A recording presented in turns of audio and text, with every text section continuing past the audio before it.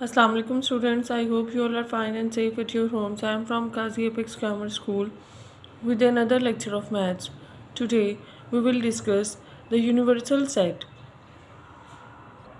which we have already discussed in previous lecture. A set containing all the elements under consideration is called a universal set. A universal set is represented by this sign. इसका क्या मतलब है कि universal set एक ऐसा set होता है जो कि अंडर कंसिडरेशन एलिमेंट्स की अंडर कंसिडरेशन सेट्स के तमाम एलिमेंट्स पर मुश्तमिल होता है. For example set A having elements 1 3 5 7, set be having elements 2 4 6 8. ठीक है, अब आप ये देखें कि जो यूनिवर्सल सेट है उसके अंदर इन दोनों सेट्स के तमाम एलिमेंट्स मौजूद हैं. यानी ऐसा सेट जो अंडर कंसिडरेशन सेट्स के तमाम एलिमेंट्स पर मुश्तमिल होता है उसको हम यूनिवर्सल सेट कहते हैं और उसे हम कैपिटल यू से रिप्रेजेंट करते हैं. Students, today we will discuss another concept of set, that is complement of a set. If a set A is a subset of given universal set, then the set of elements not in A is called its complement set. यानी अभी हमने पढ़ा कि universal set जो है वो under consideration sets के elements पर मुश्तमिल होता है. ठीक है, और सेट ए जो है, अगर सेट ए सबसेट हो यूनिवर्सल सेट का, यानी सेट ए का ईच एंड एवरी एलिमेंट जो है वो सेट यूनिवर्सल सेट में मौजूद हो, तो वो तमाम एलिमेंट्स जो यूनिवर्सल सेट में मौजूद होते हैं लेकिन सेट ए में मौजूद नहीं होते, उन एलिमेंट्स का जो सेट बनता है उस सेट को हम कॉम्प्लीमेंट ऑफ अ सेट बोलते हैं. A compliment set is represented by A dash और ए सी. इन दोनों साइंस के साथ कॉम्प्लीमेंट को शो किया जाता है शॉर्ट फॉर्म में. Here is an example to understand the concept of complement of a set. Create the complement set of for set A. If universal set 1 2 3 up to 10, यानी 1 2 से लेके 10 तक के तमाम डिजिट्स जो हैं वो इस यूनिवर्सल सेट में हैं. Set A having elements 2 4 6 8. Now you have to find out the complement of the set A. A complement is equals to U minus A. यानी हम डिफरेंस फाइंड आउट करते हैं यूनिवर्सल सेट और set ए का. यानी वो तमाम एलिमेंट्स जो यूनिवर्सल सेट में मौजूद होंगे लेकिन ए में मौजूद ना हो, वो हमारे कॉम्प्लीमेंट का आंसर होंगे. A complement will be equals to universal set minus set A. पहले यूनिवर्सल सेट है तो हम यूनिवर्सल सेट का सेट लिखेंगे 1 से लेके 10 तक के तमाम digits, then minus elements of set A. आप देखें वो तमाम एलिमेंट्स जो कि सेट यूनिवर्सल सेट में मौजूद हैं लेकिन सेट ए में मौजूद नहीं हैं. 2 4 6 8 के अलावा बाकी तमाम एलिमेंट्स जो हैं वो हमारा कॉम्प्लीमेंट होंगे, which are 1 3 5 7 9 and 10. Here some properties are given of the complement set. The first one is the union of a set A and its complement produces the universal set. यानी इसका क्या मतलब है कि हम सेट ए और उसके कॉम्प्लीमेंट का जब हम यूनियन फाइंड आउट करेंगे तो उसका आंसर जो है वो हमारे पास यूनिवर्सल सेट आएगा. For example, for the data in the previous example, अभी जो हमने कॉम्प्लीमेंट ऑफ अ सेट में जो एग्ज़ाम्पल पढ़ी उसका डेटा क्या था? Universal set having elements up to 1 to 10 and set A having elements 2 4 6 8. Now you have to find out the complement union of complement and set A. हमारे पास A complement क्या आया था? 1 3 5 7 9 10.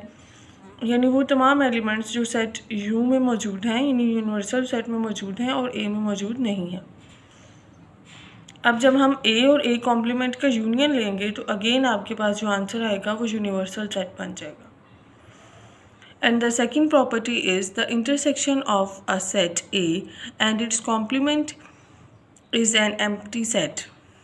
For example, for the data in the previous example, according to this, A intersection A complement is a null set. Intersection में हम सिर्फ common elements को लेते हैं, तो जब हमने ए और ए कॉम्प्लीमेंट के सेट का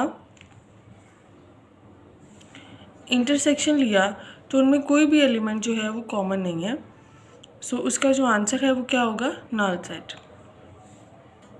students, now we will discuss the relevant questions of exercise 1. Question number 1 is fill in the blanks. If set A having elements A, T, E, then the number of set A is 3. ये कैसे हमें पता चलेगा, हम इसके elements को count करेंगे. So there are 3 elements, सो हमारा आंसर भी क्या होगा, 3. The next one is if B having elements letters in the word banana. So the number of elements of set B is also 3. Why?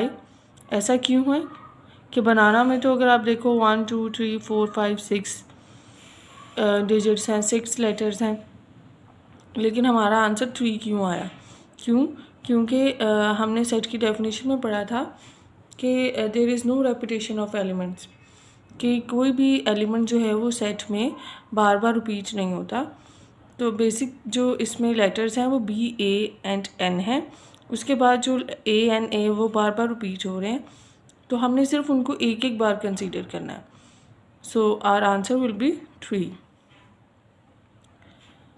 The next one is if C is equals to X such that X is a counting number less than 10, then the number of set C will be 9. ये हमें कैसे पता चलेगा, यानी x जो है वो एक नंबर है, काउंटिंग नंबर्स हैं जो कि लेस देन 10 है. तो काउंटिंग नंबर हम जब देखेंगे 1 से स्टार्ट हो रहे हैं 1 to 9, तो हमारे पास टोटल नंबर्स कितने आ जाएंगे, 9. If D is equals to X such that X is a letter in the word sleeves. sleeves में कितने लेटर्स हैं, तो अगेन हम वही प्रोसीजर के अकॉर्डिंग हम इसका आंसर देंगे कि हमने कोई भी लेटर जो है वो रिपीट नहीं करना. S, L, E, V are the main letters, so they are total 4. The last one is if E is equals to X such that X is an odd number divisible by 2. X ऐसा number है जो कि odd है और divided by 2 भी है. Odd numbers वो होते हैं, आपने इसकी डेफिनेशन पढ़ी होगी प्रीवियस क्लासेस में. ऑड नंबर्स वो होते हैं जो कि 2 के टेबल पे डिवाइड नहीं होते, लेकिन यहाँ पे कंडीशन है divisible by 2, so it's set is null set. Its answer is null set. In question number 2, we have to judge that these statements are true or false. The first one is 0 is a null set, so it would be false. क्यों? क्योंकि null set वो होता है जिसमें कोई भी element नहीं होता, तो इसमें एलिमेंट है, इस वजह से ये जो स्टेटमेंट है वो रॉन्ग है. The next one is equivalent sets containing the same number of elements. Equivalent sets वो होते हैं जिनके elements same होते हैं, so it's true. For example, these are the sets which are equivalents having the same elements 1 to 5, 5 1 2. उनकी position आगे पीछे हो सकती है, but elements should be the same. So this statement is true. The third one is the cardinality of the set of positive integers is infinity. Cardinality हमने पढ़ा था, cardinal of a set, कि उसमें हम नंबर ऑफ एलिमेंट्स को count करते हैं, जितने नंबर ऑफ एलिमेंट्स होते हैं वही हमारा कार्डिनल नंबर होता है. ऑफ पॉजिटिव इंटीजर्स, अब यहाँ पे उन पॉजिटिव इंटीजर्स की तादाद नहीं बताई हुई है, फर्स्ट 5, फर्स्ट 10 या 20, तो दीज आर इन्फिनिटी. ये इन्फिनिट सेट में हमने पढ़ा था अनकाउंटेबल एलिमेंट्स, यानी इनकी तादाद को हम काउंट नहीं कर सकते हैं, so it's true. Like 1 2 3 up to so on, हमें नहीं पता कि ये कहाँ पे एंड होंगे. The next one is if A intersection B is a null set, यानी अगर हम दो सेट्स ए और बी का इंटरसेक्शन फाइंड आउट करें तो उसका आंसर हो null set, then A and B do not have common members. तो ए और बी में कोई भी कॉमन मेंबर नहीं होता। येस, इट्स ट्रू, क्योंकि इंटरसेक्शन में हम आंसर में वही एलिमेंट्स लिखते हैं जो कॉमन होते हैं। तो जब उसका आंसर अ नल सेट है तो it means they don't have any common member. The last one is the difference between two sets is equals to the intersection set. The difference between two sets is equal to their intersection set. False. Difference mean minus करते हैं हम दो sets को, तो उसमें हम uncommon elements को लेते हैं जो एक सेट में मौजूद हो लेकिन दूसरे में मौजूद ना हो, जबकि इंटरसेक्शन में होते हैं common elements. So this statement is false. Now look at question number 3. If set A having elements 2, 4, 6 and 8, set B having elements 1, 3, 5 and 7, then find A union B. Here is the solution of question number 3. We have to find out the union of these two sets. Union में हमने पढ़ा था कि हम दोनों sets के elements को combine करके लिख देते हैं। सो ए पहले है तो हम पहले ए के एलिमेंट्स को लिखेंगे, then we will put the sign of union, then we will write the elements of set B. ठीक है, ये सेट ए के एलिमेंट्स हैं, ये सेट बी के एलिमेंट्स हैं। A union will be equals to 1, 2। हम दोनों सेट्स के एलिमेंट्स को एक अरेंजमेंट के साथ असेंडिंग ऑर्डर में लिख देंगे। 1, 2, 3, 4, 5, 6, 7 and 8. This is your answer. Again फिर मैं वही बात रिपीट करूँगी कि अगर कोई एलिमेंट ए में भी मौजूद है और बी में भी मौजूद है लेकिन यूनियन में लिखते हुए हम उसको सिर्फ एक दफ़ा लिखेंगे। अगर आप यूनियन लिखते हुए किसी एलिमेंट को रिपीट कर दोगे तो वो हमारी सेट की डेफिनेशन को सेटिस्फाई नहीं करेगा। So your answer will be wrong. So keep it in mind.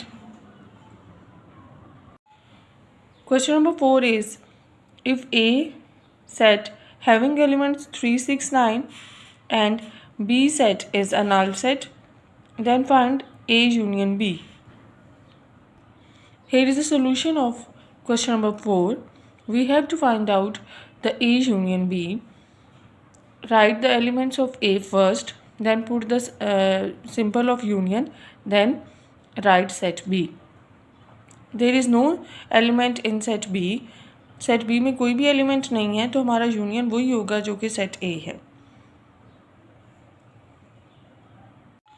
Question number 5 is, if R having elements 1, 2, 3, 4, 5, 6, set S having elements 0, 3, 6, 9, set T having elements 1, 3, 5, 7, then find R intersection T, S intersection R, T intersection S. This is the symbol of intersection.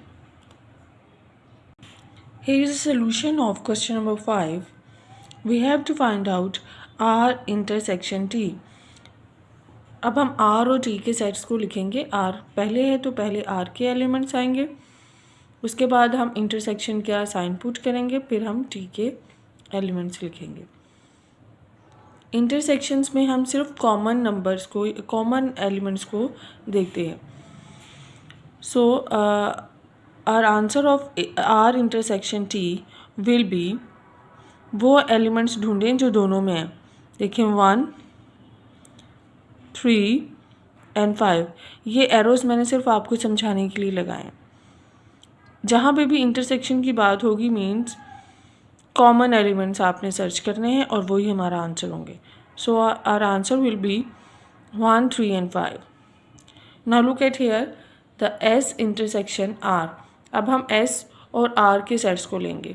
पहले S के elements आएंगे, then R के elements आएंगे। अब इन दोनों में देखें common elements कौन कौन से हैं, 3 and 6. These are the elements which are present in both of these sets. So our answer of S intersection R will be 3 and 6. Now we have to find out T intersection S. अब हम T और S के sets को लेंगे, ठीक है। पहले elements हम लिखेंगे T के, देन हम एलिमेंट्स लिखेंगे S के। अब इसमें कॉमन एलिमेंट ढूंढे। There is only one common element between these two sets, that is 3. So our answer will be T intersection S is equals to 3. Students, मुझे उम्मीद है कि आपको यहाँ तक का लेक्चर समझ में आ गया होगा। आपने इन तमाम क्वेश्चंस की घर में प्रैक्टिस करनी है। Have a good day. अल्लाह हाफिज़।